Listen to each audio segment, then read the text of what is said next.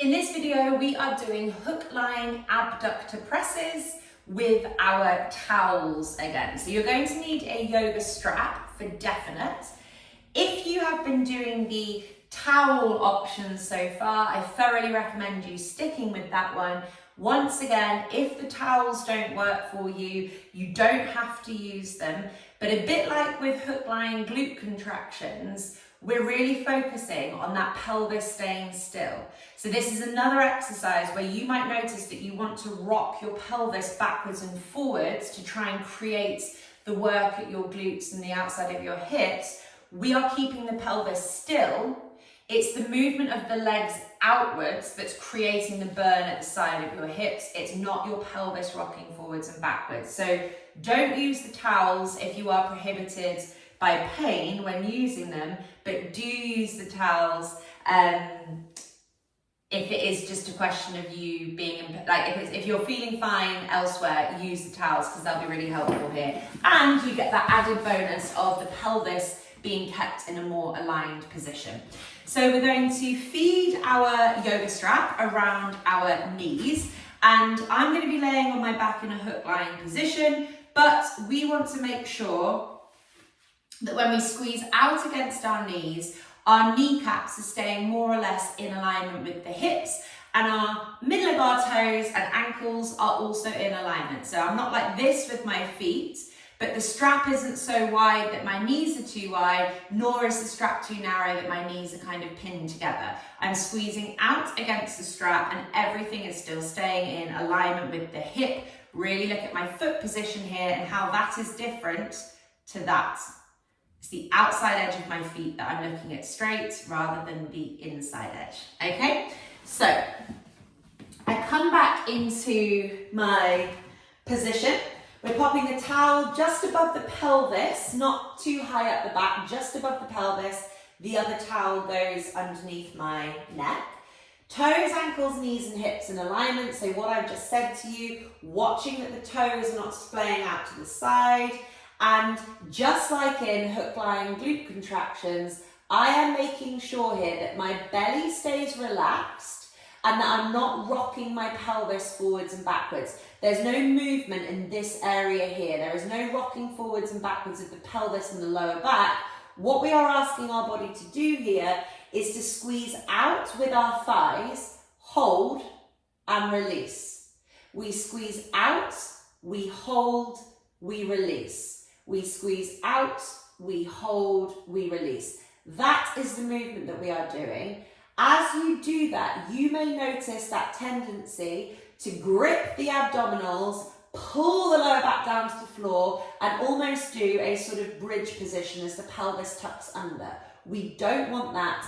That's happening because you've been trained to do that by people who don't understand how your glutes are supposed to interact with your pelvis and your hips. So that is one way for your glutes to work, but we need your glutes to work this way as well. So we need the pelvis to stay in this still anterior position, belly relaxed. This is where the burn is going to happen. There is no movement from your pelvis upwards, okay? Palms facing upwards, arms out to the side. Don't have the arms too high up because you'll be more likely to have shoulders around your ears then. So have the arms a bit lower. And make sure that the feet are not so far away from your bottom that you feel really arched in the mid to lower back. So if you've got any kind of lower back tension here, bring the feet closer because that will probably help you.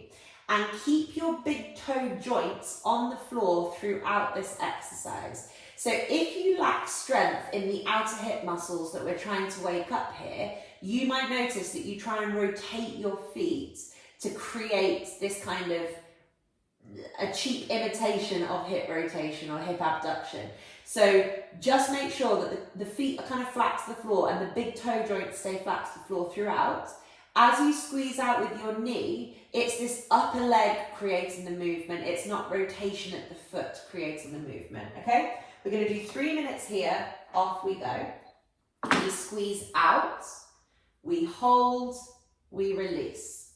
We squeeze out, we hold, we release. We squeeze out, we hold, we release. Keep going at that rhythm, and I'm going to keep walking you through the cues again. So, firstly, is your pelvis still? Hopefully you can see in the video here that there is no element of forwards and backwards rocking through my pelvis. My pelvis, my lower back, my rib cage, my spine is all still. So I'm using the towel to kind of help prop me slightly forwards. My belly stays relaxed, my hands stay relaxed, my breathing is steady. The actual movement that should be occurring and is occurring for me is it's my thighs moving away from each other, being met with resistance of the strap. So we're squeezing out with the thighs, we're holding for a second and we're releasing. We squeeze out, we hold, we release. So the pelvis is not moving forwards and backwards, it's the hips moving out to the side or the legs moving out to the side away from the body. That movement is called abduction of the hip. We're abducting and our abductors are hopefully switching on, which are the muscles here on the outside edge of the hips. So you might feel your glutes like round the back a little bit more as well. You might feel your hamstrings slightly, but it should be more this area here. So it's targeting a slightly different zone to the hook-lying glute contractions. Very much part of the same kind of family, but it's a slightly different movement. So the muscles that we're waking up here are still your glutes, but it's your glute minimus and your glute medius. You've got other muscles like your TFL, your sartorius, probably your quads a little bit as well are going to get kind of stimulated. But it's a little bit of a different kind of grouping in comparison to waking up the glute max, waking up your bicep femoris a bit with the glute contractions that we did before, and probably some of your deep six external rotators, although saying that they will be getting stimulated a bit as you do this too. So as long as you're feeling stuff kind of around this area here, good things are happening, okay? So it very much is that lateral hip back of the bottom that should be kind of waking up. So watch that the big toe joints don't come up off the floor. Your toes are staying grounded. You might be trying to use your feet to create rotation, which is quite common.